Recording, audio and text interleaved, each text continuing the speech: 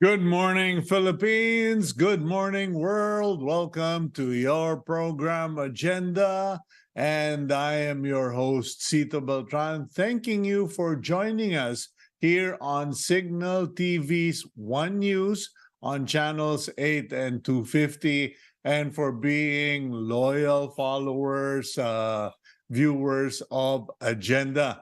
Thank you also to those of you who are full-on subscribers of Cignal TV. Maraming salamat po.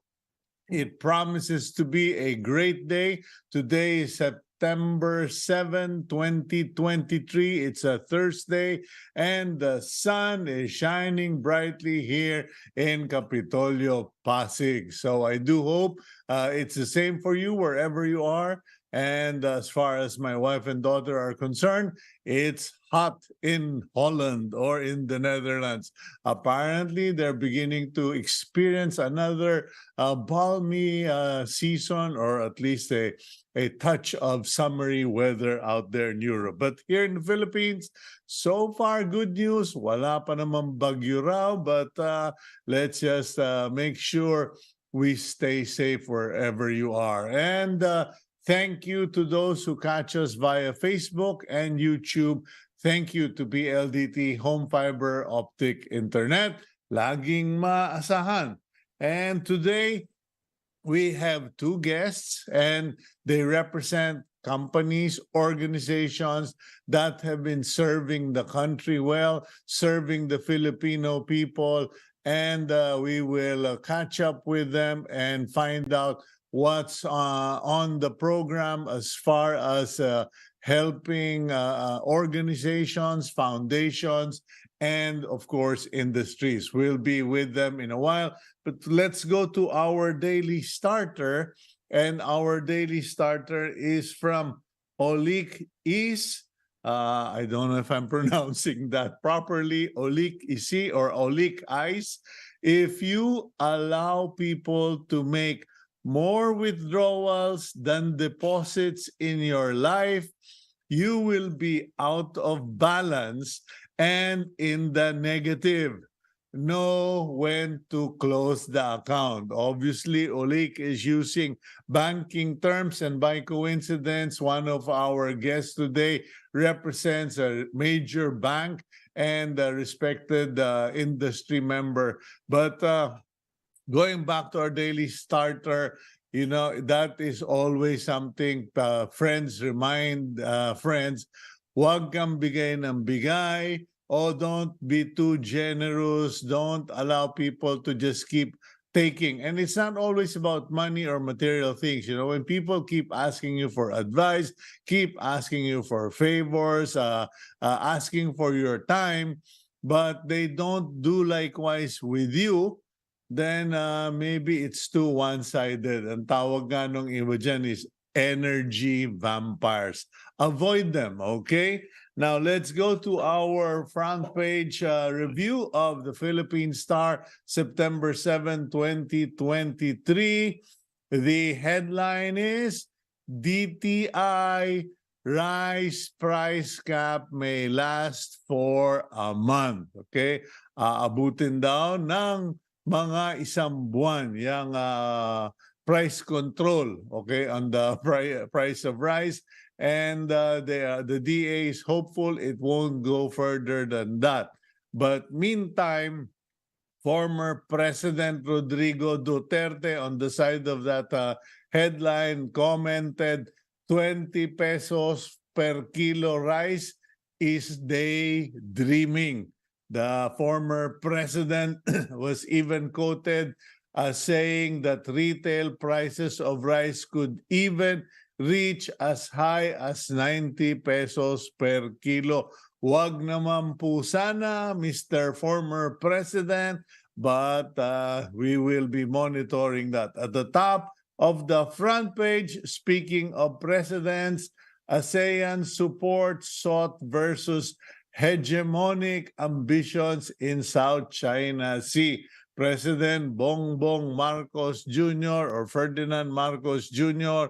is in Jakarta meeting with regional leaders, and in a speech, he declared that he will protect the territory and sovereignty of the Philippines and called out the members of the ASEAN to help defend the region regarding hegemonic ambitions. Mabuti na lang hindi tinawag na demonic ambitions. That photo, of course, is a photo with President Marcos meeting Canadian Prime Minister Justin Trudeau on the sidelines of the ASEAN Summit in Jakarta.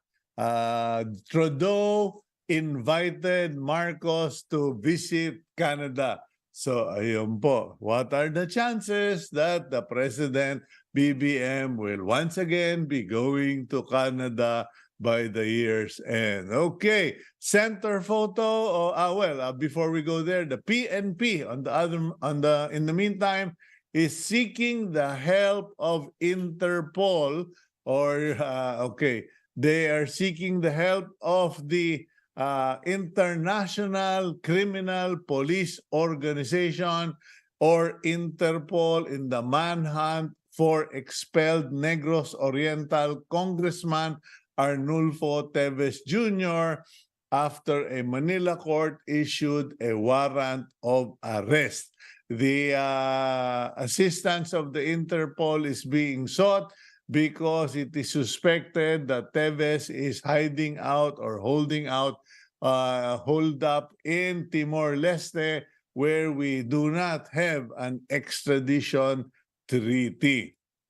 Center photo of the front page of the Philippine Star features Philippine Army and Australian troops conducting ground assault exercises during bilateral training in Australia over the weekend. So ayun po, no, puro na talaga training exercises, cooperation with Australia, with the US, with Japan, etc.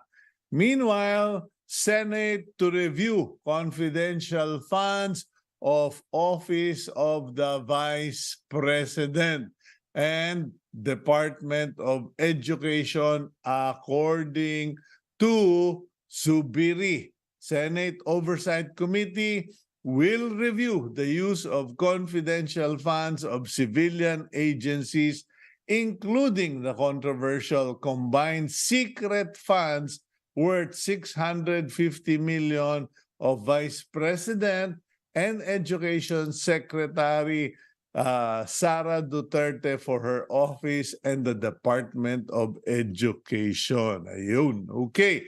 And PAGCOR Chief welcomes wraps over e-sabong cash bonds. In case you didn't pick this up, someone filed a case in I believe in the Office of the Ombudsman regarding a 75 million performance bond given by a company to the PAGCOR in the last administration, in the previous administration. 75 million po yan for their license to conduct e-sabong. But when President Rodrigo Duterte declared e-sabong as outlawed or illegal or disallowed e-sabong, the 75 million allegedly disappeared. Okay, because when the person, a certain Mr. C, was claiming it, wala siyang nakuha, hindi siya sinagot. He was ghosted. Okay.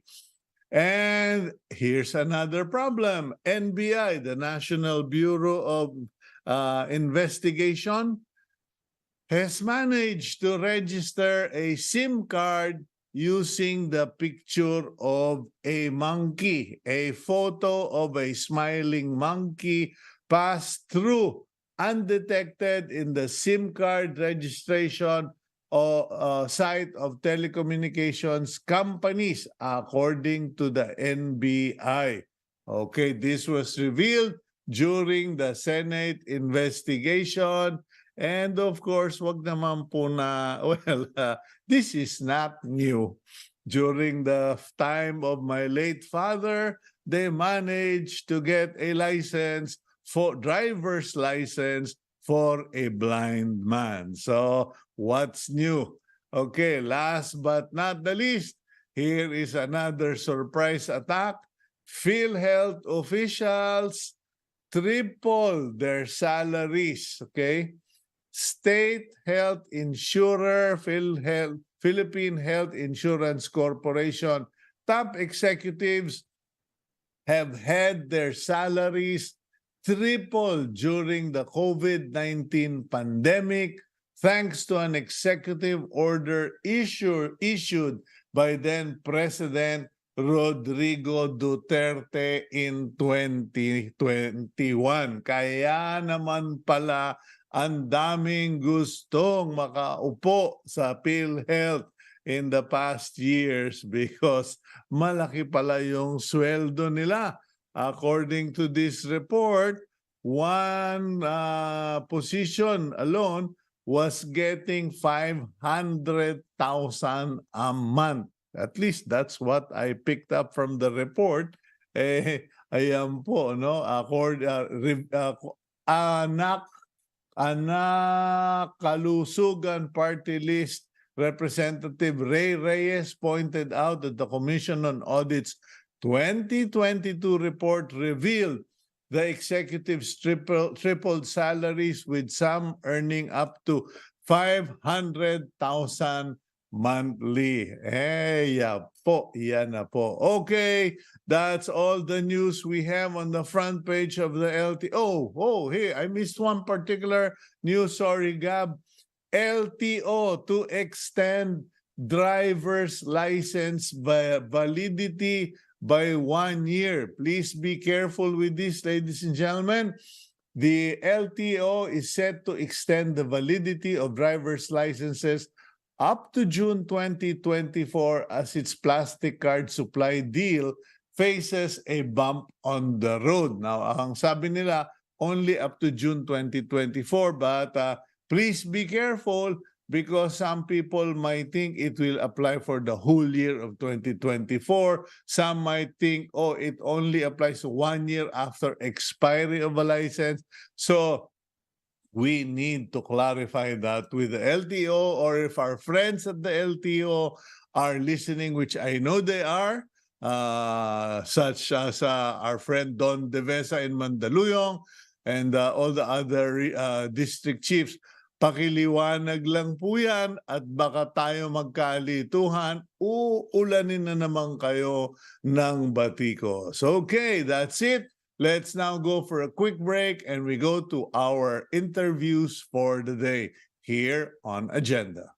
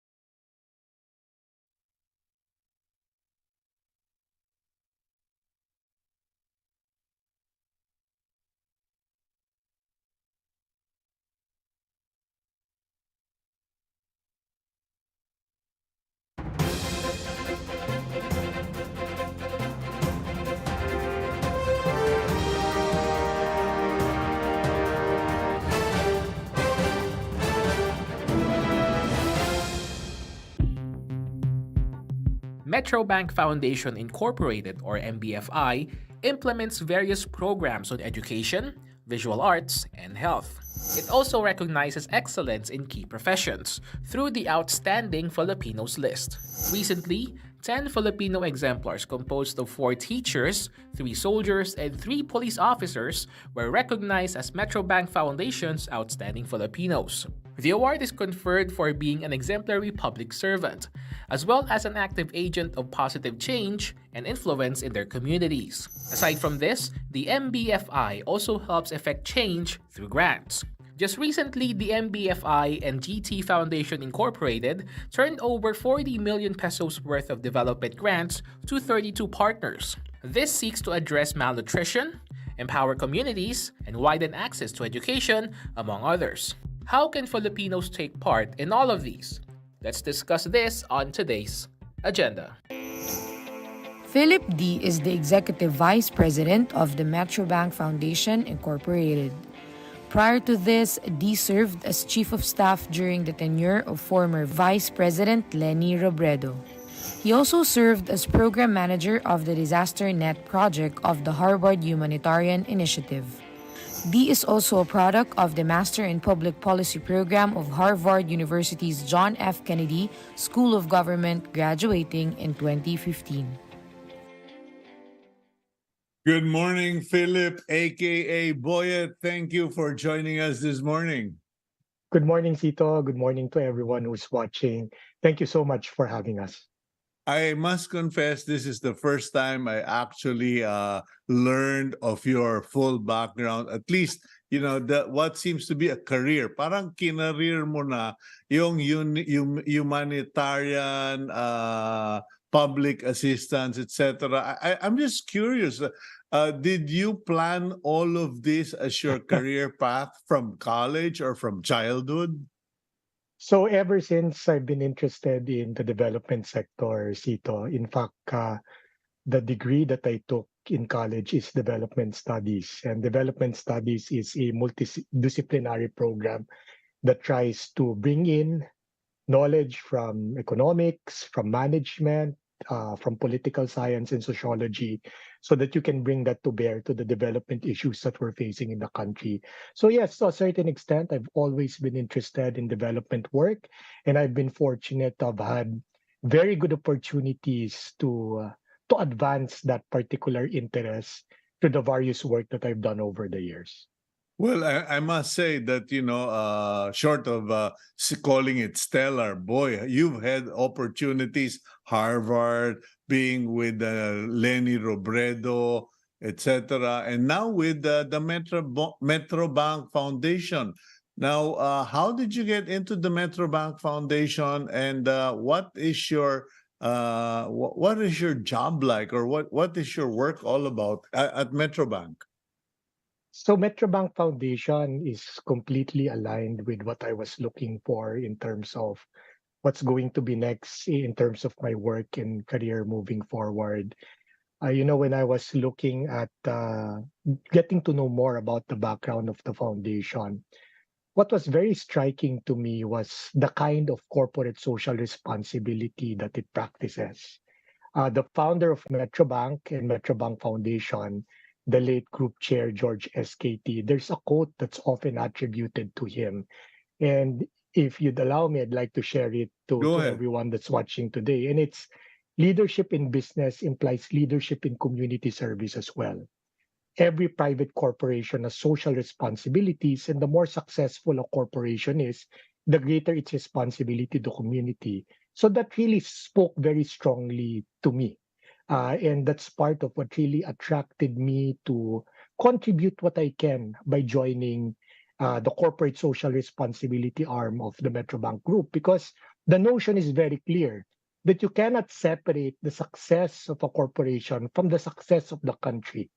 And therefore, as a corporation, you have to do your part and contribute what you can to make this country successful as well. And through the various initiatives that we do in Metrobank Foundation, the company is able to do that. Okay, speaking of various initiatives, my first exposure or engagement with the Metrobank Foundation was when you were giving awards to police officers. You have to forgive me, it's been quite a while. I remember, was it called Top Cops or something like that? I mean, I know it was all about cops. Yes, it was previously called COPS because right now the Outstanding Filipinos program of Metrobank Foundation annually since 2017 we are awarding 10 exemplary public servants, and that's a combination of teachers, police officers, and soldiers. But it didn't used to be that case. Before, we would award soldiers separately through a program called TOPS. We used to award police officers separately through a program called COPS, as you were mentioning. And we Mhm. used to award teachers separately through the Search for Outstanding Teachers. But since 2017, we brought that together under one program, the Outstanding Filipinos. And that's what we've been doing every year as part of the celebration of the anniversary of the bank. And that's one thing that we'd also like to emphasize, that while the Outstanding Filipinos program is implemented and spearheaded by the foundation, it is part of how the bank chooses to celebrate its anniversary as a corporation every year. It's standard fare that part of celebrating the anniversary of the bank is conferring these awards to exemplary public servants. Well, I must point out, ladies and gentlemen, that these award programs are not, just ceremonial. Because I was a judge at that COPS awarding on 1 year, and the judges were at each other's throat. We were really strict. We were really very intentional about the screening, and you don't get an award from the Metrobank Foundation just because you really need to have the history and you really need to earn it. So congratulations on that. But Boyet, I was recently invited to witness the George SKT grant awarding ceremony, and I was surprised because akala ko puro lang award sa mga police, teacher, yung mga ganun lang. But then in one morning, your group gave out the equivalent of at least, I think, 40 million pesos to 23 organizations, if I remember.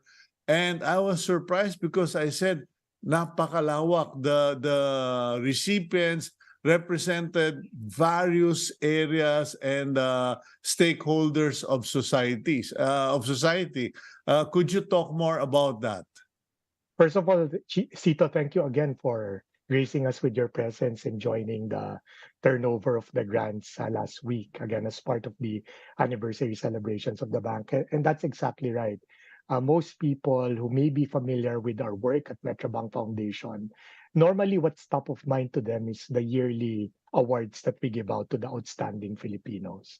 And we're proud of that work, of course, because through that particular program, we're able to recognize inspiring stories of Filipinos who, despite struggles, really tried to make an impact in their communities. But aside from that flagship program of ours, where we recognize teachers, soldiers, and police, we actually have a very vibrant grant giving initiative as well under our grants and partnerships program. And this is the lunch that we invited you to. Under our grant giving program, we focus on 4 key impact areas. And the reason that we decided to focus on these 4 key impact areas is because these are very much aligned in terms of where we want to have change or transformation in the quality of life of the Filipino families that we're trying to reach. The first is in terms of health, advancing public health, and the big push that we're trying to advance as far as public health is concerned is a lot of groups now have become increasingly concerned about the state of malnutrition in the country, and for good reason. Because if you don't address malnutrition up to a certain age, the impact becomes irreversible, and that harms and hurts the lifelong prospects of a child that is not fed properly after a certain point. Their education suffers, and ultimately their opportunities for livelihood suffers down the line. So we're doing a lot now. We're partnering with a lot of organizations that are doing innovative work in the grassroots to try to address malnutrition through Mm-hmm. integrated approaches. What do we Okay. mean by integrated approaches? Part of that is, of course, making sure that mothers, especially pregnant mothers, are given the right tools and information to feed themselves properly and ultimately their children when they are born. So a lot of capacity building, a lot of knowledge sharing, a lot of training that is provided. And Second, yes, allow me to point out that when you address when you enter at that level, you're at the very you're on the ground, literally right, at the bottom. You can't go any lower in addressing poverty, because everybody talks about CSR this, right. funding for this, but when you're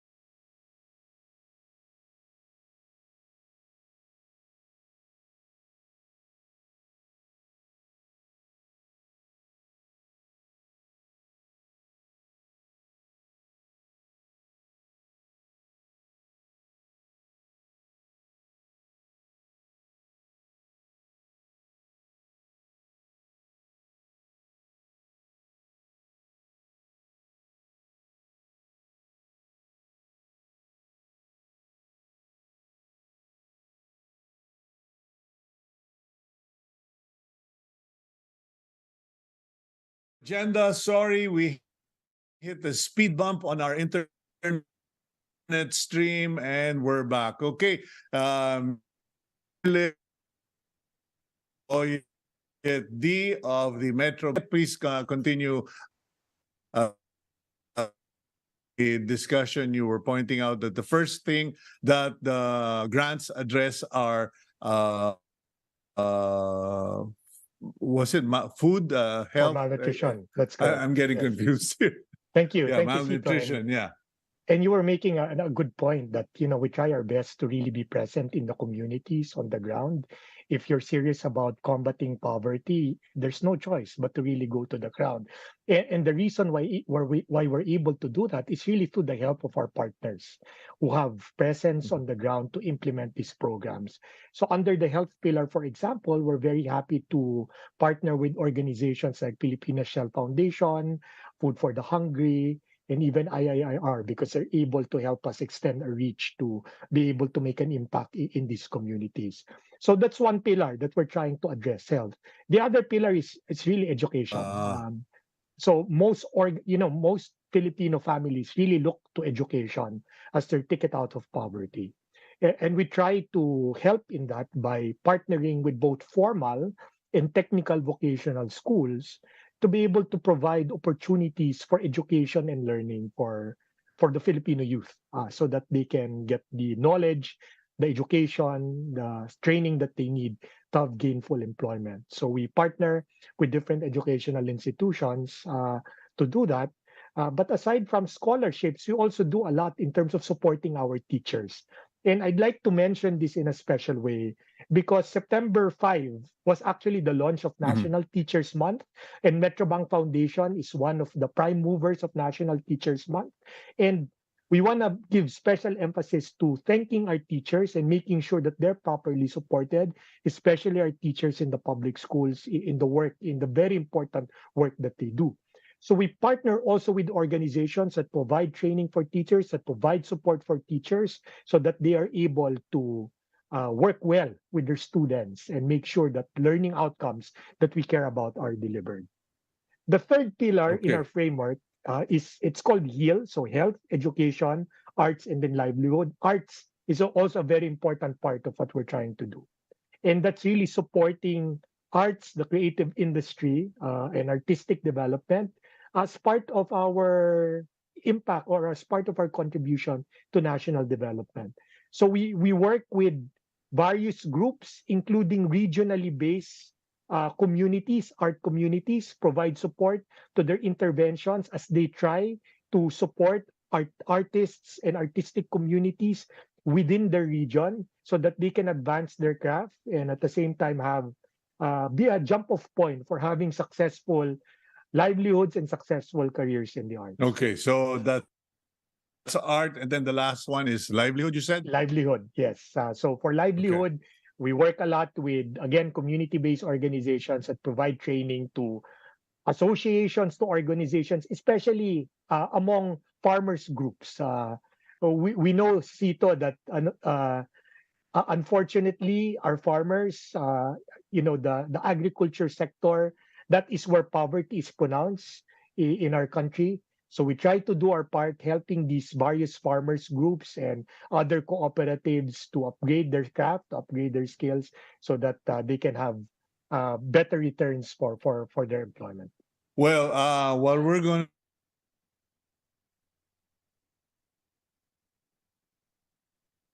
for another schedule. Okay, we're going to set you up for another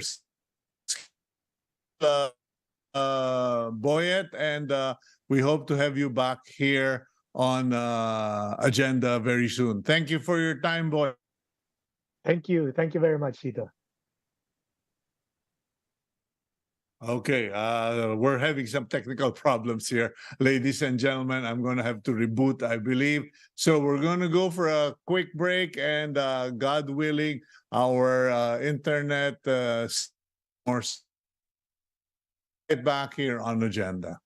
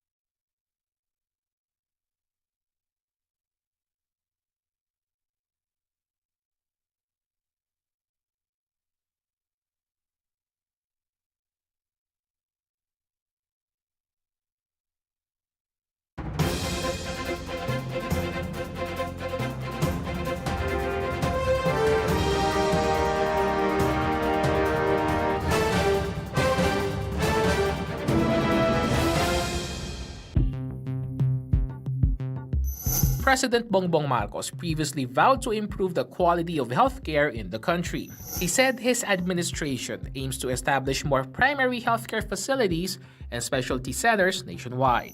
Aside from these, Marcos wants to build more provincial healthcare units, barangay health centers, and community pharmacies. How can the private sector help in bringing quality healthcare to Filipinos? What role does technology play in all of these pursuits? Let's discuss that on today's agenda. Dr. Diana Edralin currently serves as the General Manager of the Pharmaceuticals Division of Roche Philippines. She is concurrently the President of the Pharmaceutical and Healthcare Association of the Philippines, or PHAP. As an advocate for women's health and better access to quality healthcare, Dr. Edralin has championed life-changing solutions that address what Filipinos need today and the future. Edralin also serves as Board of Directors for the European Chamber of Commerce of the Philippines. Good morning, Dr. Diana. Welcome back to Agenda. Good morning, Sita, and good morning to all of your viewers. It's nice to have me back here and have this opportunity to continue our conversation from the last time. Okay, now last time you came in as general manager, I believe, of Roche, and then after that, also president of PHAP, the Pharmaceutical Association of the Philippines, and now you're one of the board of directors of the European Chamber of Commerce. How do you balance all of that? I mean, first, how has life been being the top honcho of Roche? Well, it isn't a great opportunity. It is definitely a privilege to be of service, not only of Roche, but also in these two important organizations, PHAP and, of course, the European Chamber of Commerce of the Philippines. And you asked, how's the journey been so far? It has been very fulfilling. Roche, a few years ago, even at the time of the pandemic, we began our transformation process or our transformation journey, changing our ways of working to be more agile, less hierarchical, more collaborative, and focusing how we can deliver the greatest value and the most meaningful difference to our customers, patients, and society. So I think that has been, I would say, it's fulfilling, but it's also challenging. And I think there you get a lot of fulfillment in terms of seeing the impact that it has in terms of our healthcare, but also in the satisfaction of our teams and our people. And you mentioned the balance, so it is a tricky, it's a tricky thing to be able to balance the three. But I think each society and each organization has its important role to play. But I think there are three things that is very common in Roche, in PHAP and ECCP, and that's actually to make a huge impact to the society, and for economic growth and also for the benefit of the patients. Okay, now what about the other two roles? You're president of PHAP, and it's one thing to lead a major pharmaceutical corporation such as Roche, but to be the president of I don't know how many members you have. You must have 50, 100 members, all in the pharmaceutical industry. How do you navigate that field? So it starts with that purpose, as I mentioned earlier, because I think in those two associations, primarily let's say with PHAP, it's really transforming healthcare, bringing research and innovation that saves lives to Filipinos. And then you have, of course, the European Chamber of Commerce, which actually has the goal to strengthen and improve the connections between the Philippines and, of course, the European Union, to actually grow the economy. But one important thing to actually grow the economy is actually enable and transform our healthcare system. In a recent study published or shared by the PHAP through our Power Innovation report, it actually says there that for every peso spent or for every investment in healthcare by the industry, by the pharmaceutical industry, it actually grows the economy by 2.15 times. So, and of course, apart from the fact that it was also mentioned earlier that you actually are able to reach more Filipinos, giving better access faster to healthcare, and also improve the legislations. To bring life-saving innovations in our country, you need to have a multi-sectoral approach. We need to have a community approach, and of course, in making that conducive environment, the policies and regulations will allow for innovation to thrive, and of course, for this better collaboration among different economies. Uh, I'm just wondering because you mentioned the word innovation. Now, I got a chance to see that report published by the PHAP, where it highlighted the major contributions of the association and its members during the pandemic. Now, what other innovative solutions are on the pipeline, or have you launched to speed things up? So number one, I think, is ensuring that we also not only deliver on innovative products, but by the way, Tito, now that you ask, in the last 5 years, there have been more than 575 new drugs that were introduced and registered here in the Philippines. And also for the past 2 years, there have been more than 150 clinical trials conducted in our country. And I think what enabled that is, again, not only the innovative projects, molecules, but also the innovative solutions that come with it. And one of it is actually innovative partnerships. I think in the past couple of years, we've managed to improve public-private partnerships. That has been very critical in the success of the introduction of innovation. And I think at the same time, at the national level, recently we have also introduced a lot of collaboration among the local government units, which actually initiated, capability building and also initiation of, I would say, medicine access schemes at the local government unit level, among other things. And also, I think what's also important is these discussions to actually ask, especially in the implementation of universal healthcare law or the cancer law in the Philippines, how ready is the local government units? What does it take to actually implement these laws, and what support do they need? So these dialogues and conversations are happening, and we do have a lot of pilot programs. One of them is actually the one that we're doing, Mission Leapfrog Project in Tacloban City, wherein we try to impact women's health, specifically in breast and cervical cancer, specifically for our DepEd teachers. So what's innovative about that is we bring different stakeholders together, both from the private and the public sector, but we also try to understand what are the different gaps in providing early screening, early detection funding for our teachers, for our DepEd teachers, and to learn from that experiment or pilot program, and hopefully we can also implement that program at the national level. And also, just to add, we have this partnership with PLDT Enterprise. We call it Project ECHO. So it is actually, ECHO stands for the Extension for Community and Healthcare Outcomes. So we did this partnership in Samal, Bataan, and Guagua, Pampanga.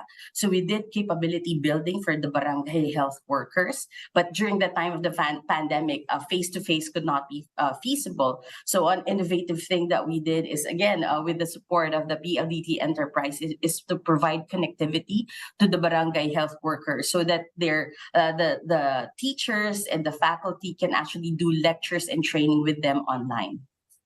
Well, that's news to me because I was wondering earlier, I was asking myself, what's between PLDT, Roche, PHAP? How does a telco giant work with the pharmaceutical industry? So I guess at the end of the day, it's not directly about just about medicines, medications, or hospitals. There's also the enabling of communities. Definitely, Cito. I think that's why it's very inspiring, as you mentioned, to work with different partners, because we don't know that there are actually things that we can contribute in improving the healthcare system, eventually improving our economy, and definitely improving the lives of the Filipinos. And that's why I would like to commend PLDT Enterprise for actually being open to sharing with this vision that we can make an impact, especially at the LGUs and of course in other geographically isolated areas, and also making sure that the standard of care, hopefully, when you are a farmer or a teacher, let's say in Pampanga or Bataan, you'll also get the same quality of healthcare and access to education, training, and also other support system that you can actually have the same way here in Manila. And let's not lose of the online consultations. Like I just recently went for my checkups, and I didn't have to wait for the results. They said, we'll just send it to you, we'll vibrate to you, we'll send it to you on Messenger. And none of that's going to be possible unless you have the stable network of PLDT. Now, speaking of partners, what about the healthcare workers, the healthcare sector? What are you doing in terms of enabling them, or what is Roche doing or PHAP doing to enable our healthcare workers, or to at least bring them into all of this? Well, definitely in this, in the commitment that we have for the healthcare workers, and of course supporting the ones also supporting our healthcare workers. Number one, data-driven decision making is crucial in serving our patients, and also in ensuring that our doctors, our healthcare workers are updated, with the latest information that we have. So definitely, even at the time of the pandemic, we actually even had more innovative means to reach out to them, provide the latest information. So definitely, digital technology had an important role to play. So, for example, if there are sessions happening that you can't travel to other countries, there's a data readout, what's the latest vaccine, then we are ensuring that, different countries, not only in the Philippines, are able to tune into these latest updates, provide them the latest updates also in the journals. And also at the same time, also speed up, let's say, conduct of clinical trials. It was very tricky during the pandemic that we were able to make the communication lines rather more open during the pandemic as we conduct the clinical trials. And also at the same time, how do we also ensure that we tailor fit these types of updates to the schedule of the people? I think that's what we also learned in the pandemic. You don't have to navigate, the traffic, 2-3 hour traffic, just to be educated or to be able to be connected to people. So that connection is also very important, expanding the network of our healthcare workers, not only in the Philippines or across the Philippines, but also across the world. So we have significantly invested on that. All of our PHAP members have really found, I'd say, creative ways in connecting our healthcare workers to the rest of the world, so that we are not left behind, especially when it comes to the latest information and how do we actually make the standard of care available to all the Filipinos. Okay, so what else are on the pipeline, digitally speaking? Because now that you're talking about all of these digital solutions, I do know for a fact that it has reduced the stress on healthcare workers, because now they just send the data via the internet, or they just share, In fact, some people are now just taking a photo, not even scanning. They just send the photo and ayan na, sige, give me the analysis, or even lab tests, etc. So you have online seminars, you have online consultation. What other digital solutions or plans do you have, Dr. Diana? So right now, I think, as you mentioned, technology now plays a very influential role in improving the overall patient experience. I think aside from the health literacy, education, and consultation, it's really finding out, how we can best or tailor fit the healthcare delivery according to the patient's needs. So aside from the education, I think there is also this as I mentioned, the dialogue that needs to happen between how can the patients give us feedback, how can the families and the communities give us feedback faster. So data generation is definitely important, because for us to be able to create innovative solutions, we need to have evidence-based decision making. So I think that's very critical. I think there is an important role for us to play in this partnership, especially in generating disease registries in the country. I think that's super important. It's coming up, but it's not only for us, but it's also for our country. In the future, it also helps us in planning our budgets. When there is the most up-to-date data that's available, that's going to be made available through technology. And also, if we're able to have interactions, well, some of the people are experiencing already in terms of I would say the chat GPT, but artificial intelligence.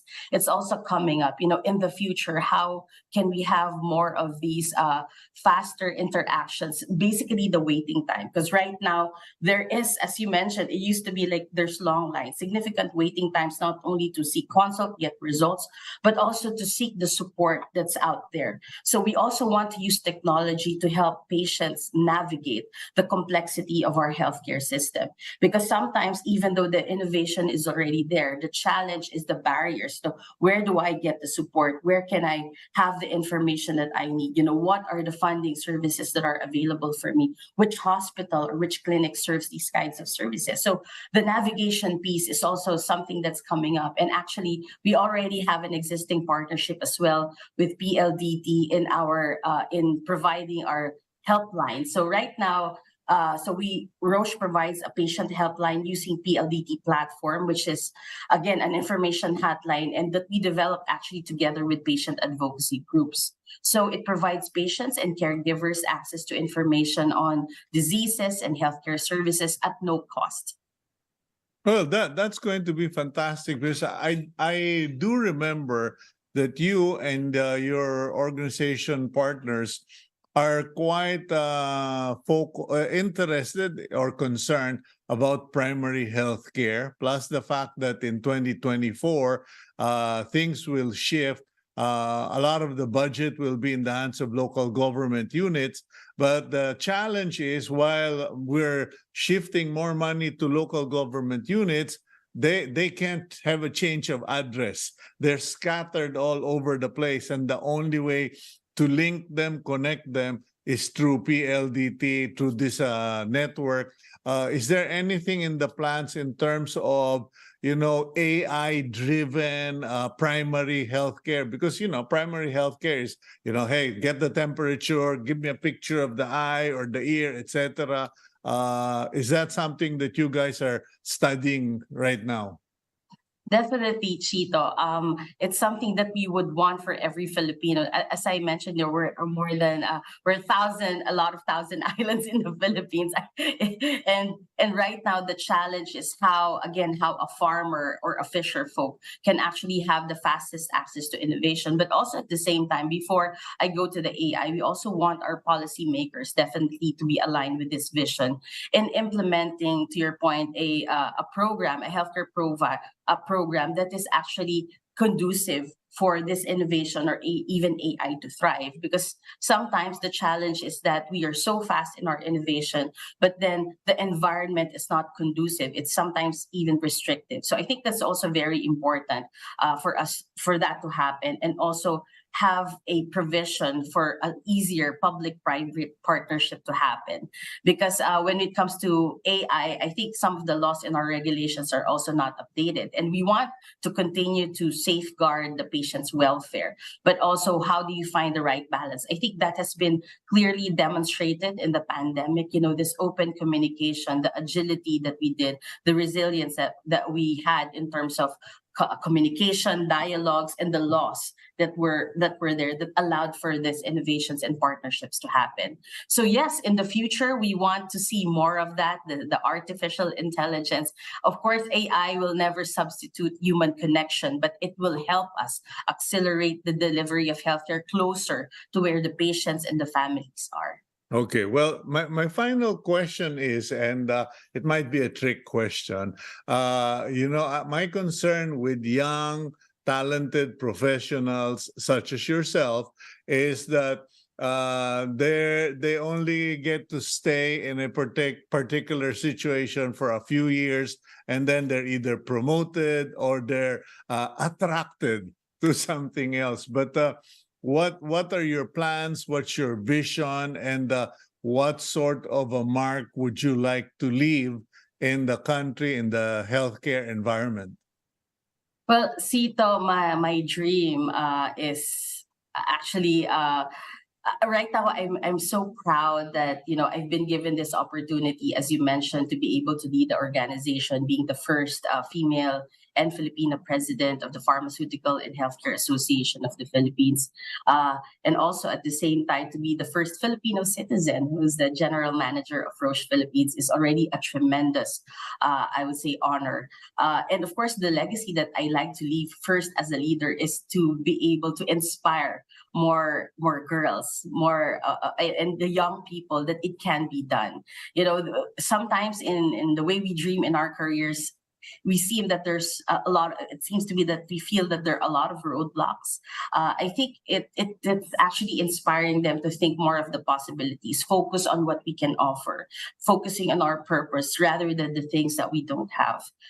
In terms of the legacy that I would like to leave, I envision our country, the Philippines, to have a fully funded healthcare system, wherein the last thing that the patient should worry about is when going to a hospital or having a medical treatment is the cost, right? I want the patients to feel that they are fully supported and that they can easily navigate our healthcare system. Right now, we are, every type of disease has a catastrophic impact in our finances. And unfortunately, a lot of Filipinos have to decide, should I just give up so that my family can live? I long for, that day to happen that, when you are sick, you don't have to worry. Having been a patient myself, I also had a difficult time finding the right support. And I hope that one day that's the legacy that I will leave, not only myself, but also the other healthcare leaders from the private sector, from the public sector, that together we will be able to finally, we will have this alignment and partnership that will enable a better future for the Filipinos. May your dreams and goals come true. And for the young girls, the young ladies, concentrate on the goal, not the gender. Thank you very much, Dr. Diana Edralin, and please keep us posted on future activities and plans because we're behind you here on Agenda. Thank you very much. Maraming salamat, Cito, at maraming salamat po sa inyong lahat. Okay, God bless you. And let's now go to our closing blessing for the week, which comes from the book of Psalms, chapter 23, verse 3. It is a declaration. We need to declare this. He refreshes my soul. He guides me along the right paths for his name's sake. May the Lord God refresh your soul, guide you along the right path of righteousness, and give you a great day. I'm Cito Beltran, thanking you and asking you, please include us in your prayers. God bless you, and kindly keep it here on One News.